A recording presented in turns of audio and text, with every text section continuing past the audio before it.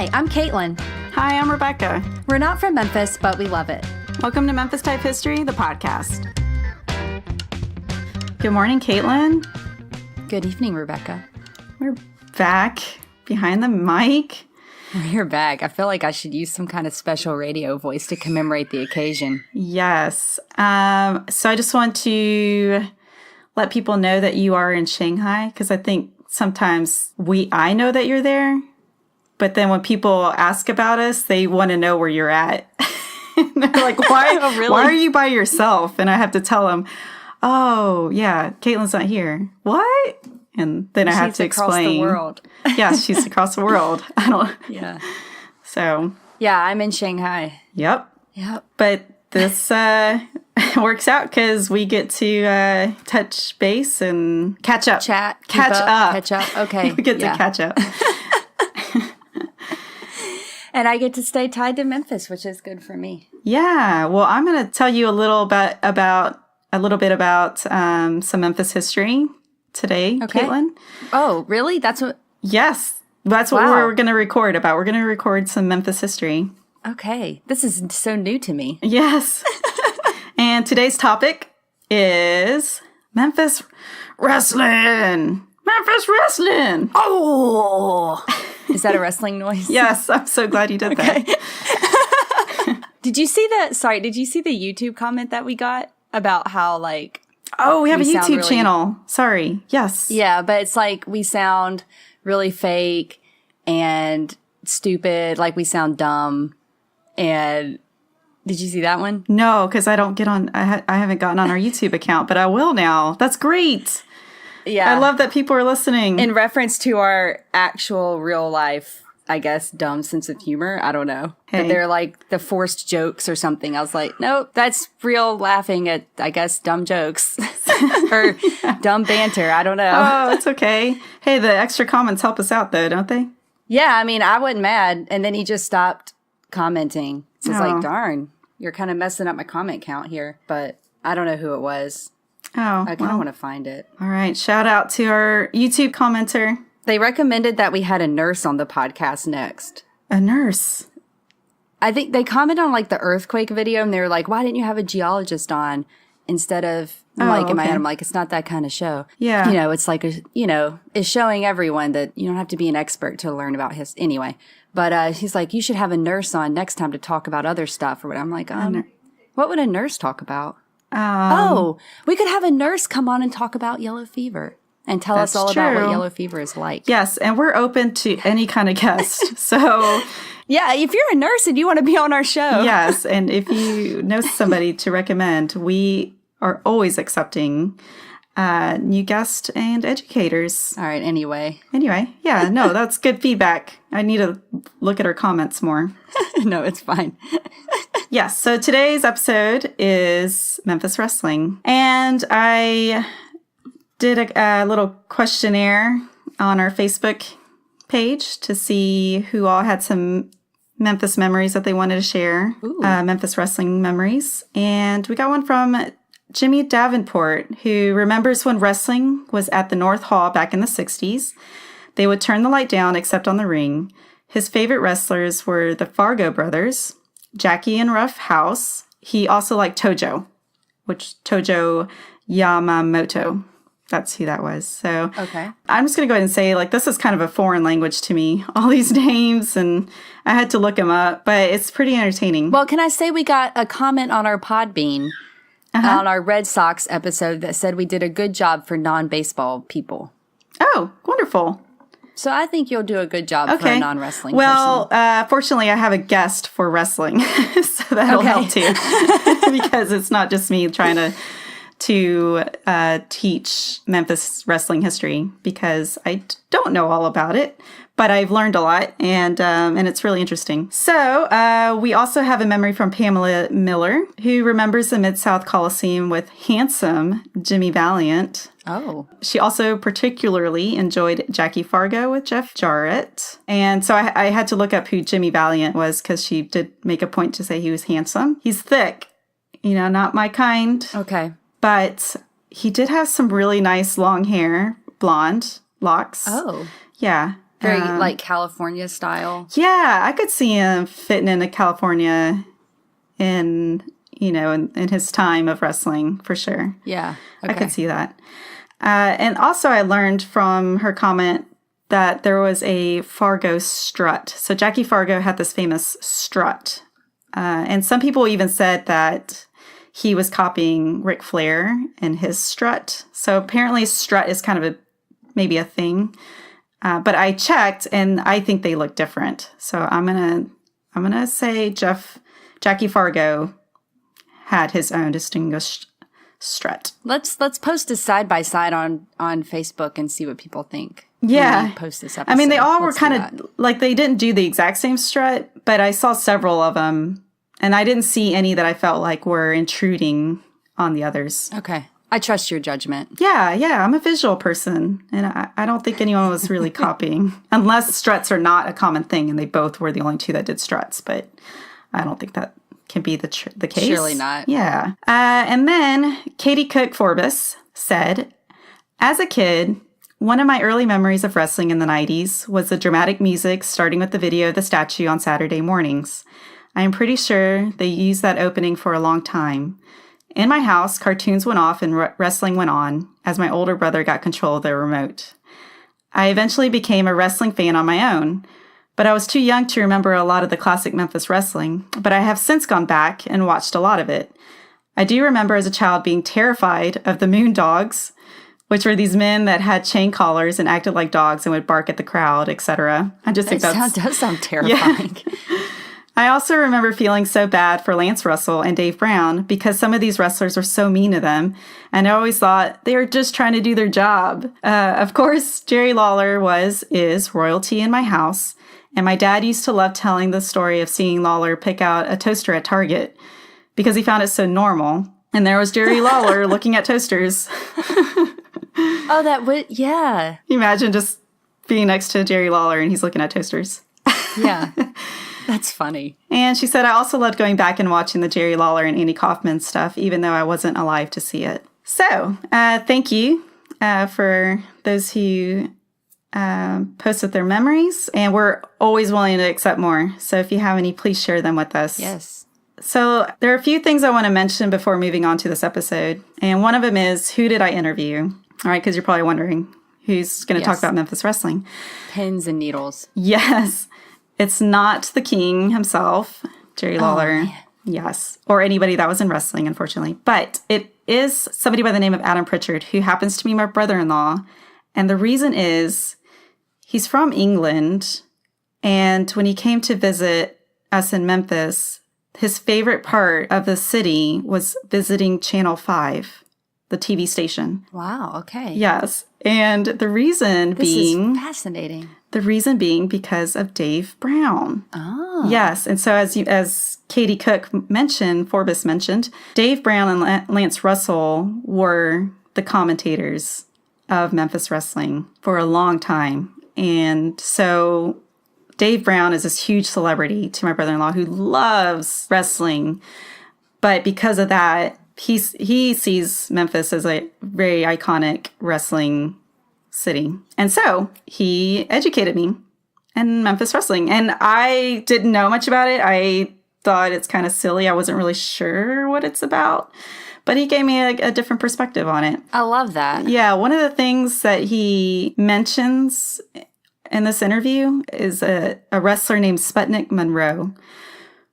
And the reason why I bring that up is because we just aired an episode.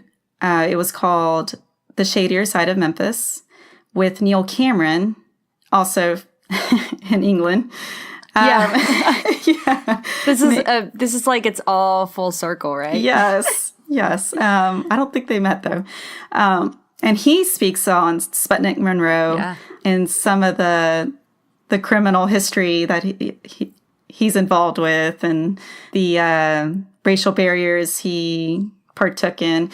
And so it's worth going back and listening to that episode. Because Adam just kind of touches a little bit on it. And then the third thing is something he mentioned before we even recorded the episode, and it was people wrestled here in Memphis and elsewhere with live bears. And I thought, is that maybe like a Memphis Grizzly thing. But no, bears were brought into the rings.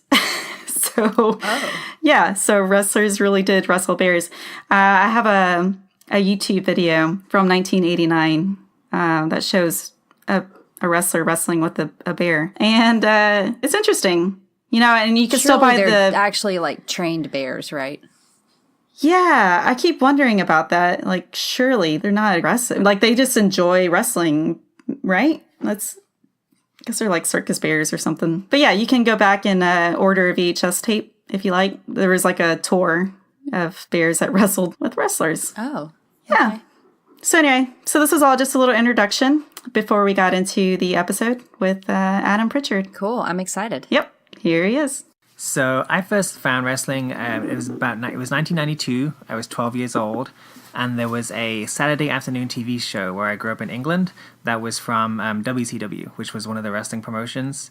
And I watched it with my dad, and I couldn't tell you exactly why, but I kind of fell in love with the sport from there. The action, the promos, the excitement of it. That was what really, once I started watching it there, I kind of wanted to watch as much as I could of it. That was what got me into it. So you watched this in England? Yep. And what kind of, is this wrestling in England or is this wrestling? No, this was American wrestling. This was the, back then the two big promotions were the WWF and WCW. And this was WCW, who were owned by Ted Turner, based out of Atlanta. And they had a 1 hour show that showed on network television in England.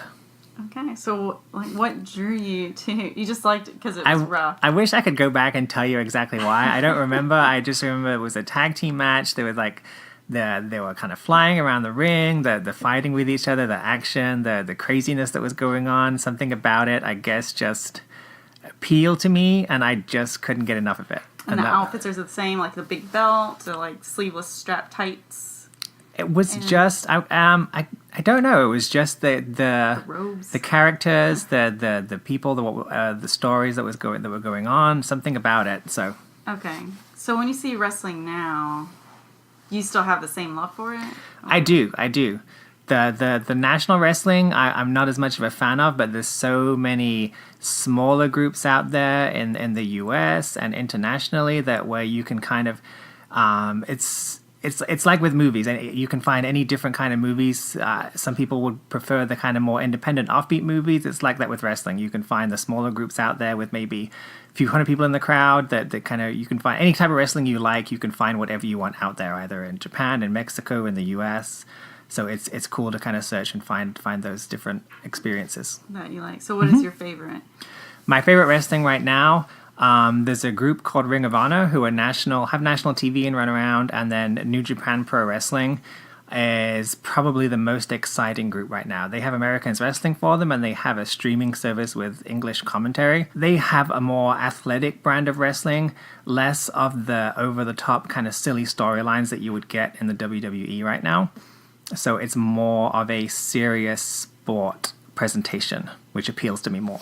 Okay, so that's why I think, because I don't know much about wrestling at all, aside from Hulk Hogan, and it seems very theatrical on stage, but just to give kind of a little bit of a wrestling 101, was wrestling always intended to be a staged fight? Like it's more of a production? You mentioned story. Right. Are they telling a story? Like what is wrestling? It has changed over the years. It's always been staged. I think it became widely known that it was staged probably in the late 80s, early 90s. I know as a kid for about at least the first 6 months to a year, I thought it was real. And I forget what triggered me that it wasn't. But I think nowadays, I'd say 89% of the fans know that everything, it's not a legitimate fight. If you want to see that, you can go watch the UFC or mixed martial arts and see that, which is obviously a very different kind of presentation. It's kind of when it's done at its best, it's kind of like a movie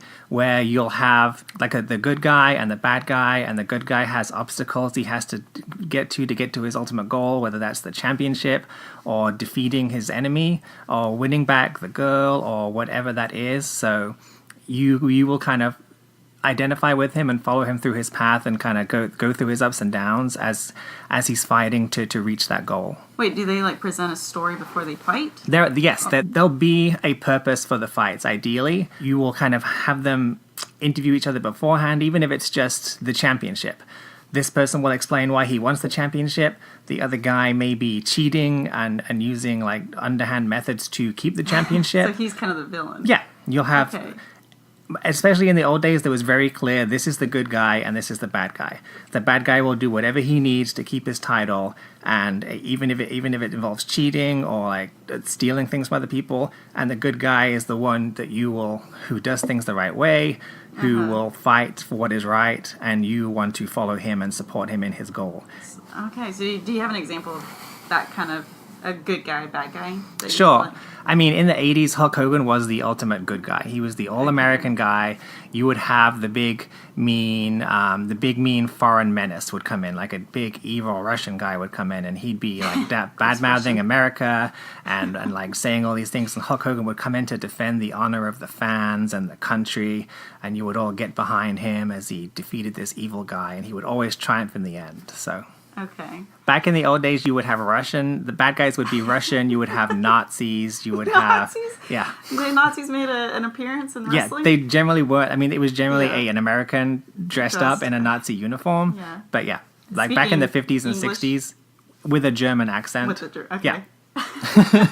They've gone away from that now, since nowadays it wouldn't be politically correct to have Nazis running around on screen. Yes. So a lot of places will but now you'll have the guys who... Someone who they'll badmouth the fans, or who will try and steal the hero's girl, or who will just be a general like mean person, and you'll want to see the good guy punish him for that, basically beat him and take his championship, or beat him and just prove that he's the better man and that good triumphs in the end. Okay, so now let me ask about a particular wrestler that I know of that's famous in Memphis. Was Jerry the King Lawler, is he a good guy or a bad guy? He was one of those kind of strange situations where he was always a good guy in Memphis. He was kind of the hero of Memphis. Okay. So back probably in the 70s and 80s, there was more of a territorial system in the U.S. So Memphis would have its own little wrestling with its own people. Texas would have its own wrestling. Florida would have its own wrestling. Georgia would have its own wrestling, so and so. So you could have people... he would be a good guy in Memphis, but he could travel to another territory and be a bad guy there. Because people in Texas wouldn't see the Memphis television. People in Memphis wouldn't see the Texas television. So you could play kind of different roles. Living dual lives. Mm-hmm. Yeah, it would be like playing a different character in a different movie almost. You'd be the same person, but you could be a different character in each territory you went through. That's changed now since everything is pretty much national. But right, you can't get away with that. But even then, I know in the 90s, he was employed by the WWF as a commentator role, and he would be a bad guy there. But when he would go back to Memphis, he was still a local hero. So to them, he would be a good guy. But to the rest of the country, he was seen as this kind of bad guy who was being mean to the heroes and their families and everything. How did you even know about, especially when you started watching wrestling at 12, were you, even in England and through your years, could you watch the little like Texas wrestling, Memphis wrestling, or... Sure. So back then there wasn't an internet. At least we didn't have the internet. We didn't have cable television. So there was that 1 hour of wrestling was really all there was on television. But through magazines and newsletters, you could get connected with other fans. And a lot of it was done by tape trading. People would have VHS tapes from other places that you could buy from them. And that was how I watched most of my wrestling through my teenage years. Whether it be other American companies, foreign companies. Memphis was a place where, because it had been around and been such a big success locally, there was a lot of kind of legendary incidents that were from Memphis wrestling. In like 1981, Jerry Lawler and Terry Funk had a famous match in Mid-South Coliseum when it was completely empty. There was no one in there. So that was Nobody kind of was in the Coliseum. No. But they just broadcasted it? Yep, Lance Russell did commentary. It was just the two of them and Lance Russell and no one else, and camera people filming it. Okay. The idea was Terry Funk came in and was like, this is serious. I'm not doing this for the fans. I just want to beat you. Just me and you in the arena, no one else. But it was still staged? Yes. Okay. Yeah. So you in the magazines, you would read about something fans. like that and then be like, ooh, that sounds really cool. How do I get to see that? Yeah. There's other things, like there was a famous angle where Eddie Gilbert ran over Jerry Lawler with his car on television. So you hear something like that, and you're like, I've got to see that. So you find a way to get someone who's recorded it. Someone in Memphis will record it off television. They will send that to someone else, and someone else gets a copy of it, and blah, blah, blah.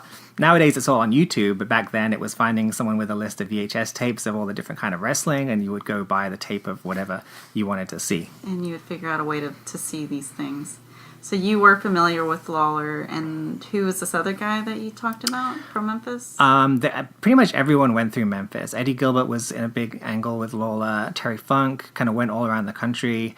But I'd say, especially in that time period, anyone who was anyone in wrestling was either in Memphis or passed through Memphis. Randy Savage, Rick Rude, Hulk Hogan, Jim Cornette, Jimmy Hart. Pretty much every big name had spent time in Memphis. It was kind of a very well-respected, well-known territory. It was famous for not paying well, but you could get good experience there. Okay. And was it always performed in the Mid-South Coliseum? I know there's a big connection with wrestling in the Mid-South Coliseum. Because it was a territory, I think that the big shows were always, they had weekly shows in the Mid-South Coliseum. They would record the Saturday morning. Oh, wow. Okay. Yeah, they would record the Saturday morning TV show in the TV studio, which would build to the show, which happened, I believe, on a Tuesday night in the Coliseum, and they would regularly sell like 6,000, 7,000, 8,000 tickets to the show each week. Really? Every week it would sell Every that week. much? And the same wrestlers would go in the territory. They would go around different cities within that territory each week and do a similar show. But Memphis, the Mid-South Coliseum, was the kind of central point of the Memphis territory, and that was where all the big incidents would happen in those weekly shows. Okay. Or in the TV show on Saturday too. The TV show would kind of build up the reasons for the fights that you would ideally then go pay your money to go to the Coliseum on Tuesday and watch them. Okay. So the running over with the car would happen on the Saturday morning, and then a month later you would want to go and see Jerry Lawler go and get revenge for being run over. Perform from that. Gosh, it was all state. It is a big performance. Okay. And no one likes the word fake for wrestling. That's the big, because it's an art. Can you say it's an art? Yeah, definitely. I feel like it's the best art form out there. It's because the best. In my opinion, that. Okay. yeah, because it's something. It has a bit of everything. It has. When it's done correctly, it's got everything there is out there. It's got the kind of athleticism. They're skilled athletes. They're gymnasts. They're actors. They're comedians. It's got a little bit of everything when it's done at its best. When it's done well. Okay. You talked about they would have the regular announcers, and I know you mentioned Dave Brown. Was he the general announcer for these Coliseums? So I know for the TV show in Memphis, Lance Russell and Dave Brown were kind of the host. They would sit at their desk. Dave Brown would do the announcing in the ring, and Lance Russell would be the one who was doing the interviews. So pretty much any famous Jerry Lawler interview is going to be him standing there with Lance Russell holding a microphone and reacting to him. Okay. And Lance Russell was kind of famous in that role. He's widely known even today as the best person to have ever done that. So, and him and Dave Brown, probably because they did it together for, I don't know, at least well over 10 years in a big, successful, highly rated TV studio, they were seen as one of the best duos to broadcast wrestling for sure, and known around the world. Known around the world. Mm-hmm. Okay, so that to a small group of people, but yeah. Okay. And Lance Russell, was he a wrestler or who? I don't believe so. If he was, but by the time I started watching him as a commentator, he started commentating I think in the 60s or 70s. So he may have wrestled in the past, but he wasn't famous for being a wrestler. At least to my generation, he's famous for being a commentator, as a host of the wrestling show. And Dave Brown, was he a weatherman at the time? I know he was involved in the news. News. He was something to do with the news station, and he was kind of pulled from the news station to the wrestling TV show to kind of give it credibility to that audience. Yeah. And then he seemed to be he was kind of there as a fan, as a respected voice, as someone who, because the important thing is when someone the main commentators for a TV show have to have credibility with the audience. You have to believe what they are telling you. Yeah. So I think he was pulled into that role because if they don't take it seriously, why would anyone watching it take it seriously? Right. And if it's the guy who's the weatherman from the news station watching it, he already has that inbuilt credibility with the TV audience. So I think that was why he was chosen for that role, and he was excellent at it. So hopefully he was a fan because he seemed to do. And the interaction between him and Lance Russell was what made the show. Part of what made the show successful too is those two as a team together were excellent. Yeah. Do you know the name of the show? Did you say it already? The company was called CWA, which was Continental Wrestling Association. It's known as just Memphis Wrestling. Okay. So I'm guessing it had a name, but it ran from like 10 a.m. to 11:30 on Saturday mornings every morning on WMC. Okay. So it was it was Memphis Wrestling to anyone outside of Memphis, but it may have been called something else. I'll see if I can look something up and see if maybe I can find a clip or something that I can put on show notes. And show notes for everyone listening will be memphistypehistory.com/wrestling for you to look up. So, okay, tell me if there's any other wrestling from Memphis that stood out to you that's memorable or maybe distinguishes wrestling that happened here that was either a highlight or just something worth mentioning. I know one of the famous wrestlers in Memphis was Sputnik Monroe. He was a wrestler in the kind of 40s, 50s, 60s. He was very flamboyant. He would walk around in a purple robe with a cane. He was technically a bad guy, but he would hang out in towns in all the bars that were frequented by African Americans in that section of town, and he became very popular among them. But back at that time, the Coliseum, all the events at the Coliseum were segregated. And white people could sit in the floor seats and the black people had to sit in the balcony. And he would get tired of going to the events where he would see the floor seats were half empty and the balcony was packed full of people. And he was popular enough where he was able to go to the promoters and say, listen, unless you let my fans sit anywhere in the arena, I'm not going to wrestle for you anymore. And he was already well-known, respected here in Memphis. Yeah, he was probably either the biggest or one of the biggest stars in the territory. He was in main events. So he was able to go do that. And because of him, the wrestling events at the Coliseum were no longer segregated. And they were probably, I think, the first sporting event in the Memphis area where there wasn't segregated seating. And once they did that, it was a kind of it helped desegregate the rest of the sporting events in the city as well. So this is nationwide. This is it's segregated. Right. And he was the start of breaking that? Yeah. At least in Memphis, it was purely because of him and his ultimatum and him wanting his fans to be able to sit anywhere that they did that. That they would rather do that than lose him as their star in the territory. Well, this was bringing in that audience here. Yeah, this was in the 50s before the big civil rights movement, so it was a small component of that, but it was definitely a component in this area for sure. Wow, that is very interesting. And I know the Jerry Lawler and the Andy Kaufman segment on Letterman and their segments in the TV show, that was a popular tape that was traded around at the time too as well, because that was so kind of well known. Do you know how that even got started? Mm-hmm. Okay. There was a journalist named Bill Apter who knew Andy Kaufman. Andy Kaufman was always a big wrestling fan and wanted to somehow get involved with it. So he connected up with Bill Apter, who spoke to the WWF at the time, which was the larger federation. They didn't want anything to do with him. They didn't think there was much appeal in it. So he introduced him to Jerry Lawler, who thought this was a great idea. So they got to talking, and they had their situation where they would confront each other in the Coliseum. They took it to David Letterman, had the interaction on there, had the attack on there. And so all these interactions that they're having are put together. Yes. Between Andy Kaufman and Jerry Lawler. They 100% But they genuinely did not like each other, did they? Or was that just really good acting? I mean, I who knows? Only they would know. They definitely got on well together and organized this. They got on well enough together to do business together and knew exactly what each other was going to do. So they had a very successful business relationship. Uh-huh. Andy Kaufman sounds like he was a kind of guy that would be hard to get along with in general, but they did he break his neck or something? Or no, that was all. It was all made up. Yeah, I mean, who knows? There may have been some little part of an injury there, but the neck brace was worn for effect. They'd planned to go on Letterman, do that attack, and have big slap. The slap. Jerry Lawler gave him a pile driver in Memphis in the Coliseum a couple of times. And Wait, what is that?